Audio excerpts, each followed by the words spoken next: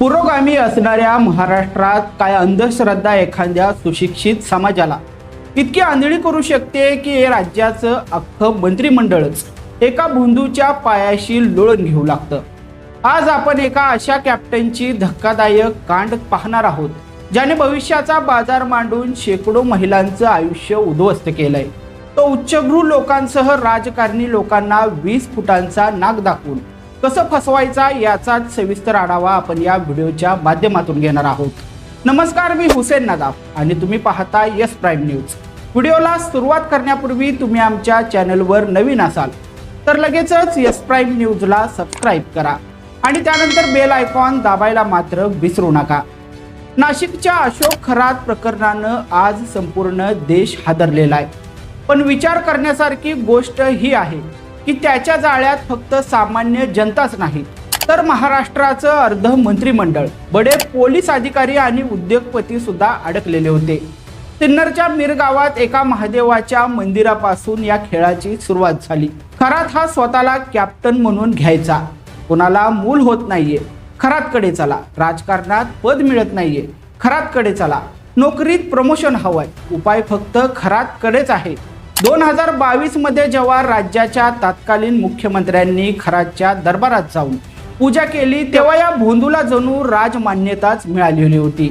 त्यानंतर मंत्रालय असो व पोलीस मुख्यालय, प्रत्येक मोठ्या खुर्चीवर बसलेला व्यक्ती याच्या दरबारात हजेरी लावू लागला।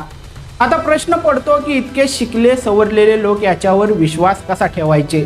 तर मित्रांनो, खरातची मोंडस ऑपरेंडी समजून घ्या। नाशिक हे धार्मिक विधींसाठी ओळखलं जातं। याचाच फायदा घेत खरातने एक थरारक ड्रामा रचलेला होता।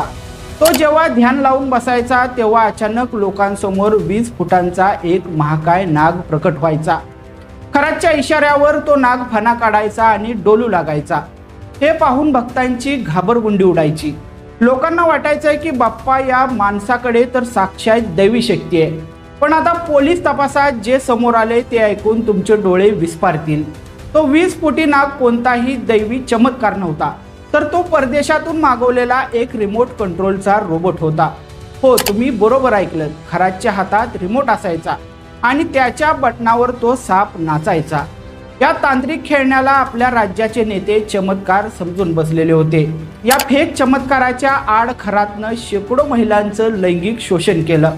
ज्यांच्याकडे जनतेच्या संरक्षणाची जबाबदारी आहे तेच अधिकारी आणि नेते या भोंदूच्या चरणी नतमस्तक होत होते। आज तो कॅप्टन तुरुंगात आहे, SIT त्याची चौकशी करते। दुसऱ्यांचं भविष्य सांगणाऱ्या खरातचं स्वतःचं भविष्य आता अंधारात आहे। पण प्रश्न उरतो तो आपल्या मानसिकतेचा।